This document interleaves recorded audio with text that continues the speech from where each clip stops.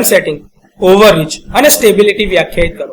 તો આપણે જે બી વાત કરીએ પ્રોટેક્ટિવ રિલે માટે એમાં કરંટ સેટિંગની વાત કરીએ તો રિલે પર સરળતાથી ઉપલબ્ધ હોય એવા પિકઅપ કરંટની ગોઠવણ જે અરેન્જમેન્ટ આપી હોય એની અંદરમાં એક કરતા વધારે સેટિંગની રેન્જ હોય એટલે કે મૂલ્ય હોય છે, જેમ કે 50%, 75%, 100%. તો એ જે આખી ગોઠવણ છે એમાં જે મૂલ્યોનું જે આખું સમૂહ બને છે એને કરંટ સેટિંગ કહેવામાં આવે છે. ઓવરરીચ તો કે રિલેના ખોટા ઓપરેશન અથવા તો બિન ઓપરેશન જેને નોન ઓપરેશન કહી શકાય એના કારણે રિલે માપનમાં આવતી ભૂલ અથવા તો એરરને ઓવરરીચ તરીકે ઓળખવામાં આવે છે.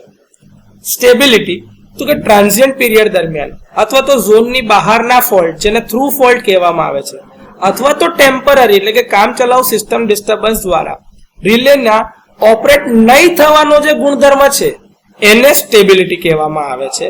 તો આ રીતે પ્રોટેક્ટિવ રિલે માટે કરંટ સેટિંગ, ઓવરરીચ અને સ્ટેબિલિટીને વ્યાખ્યાયિત કરી શકાય.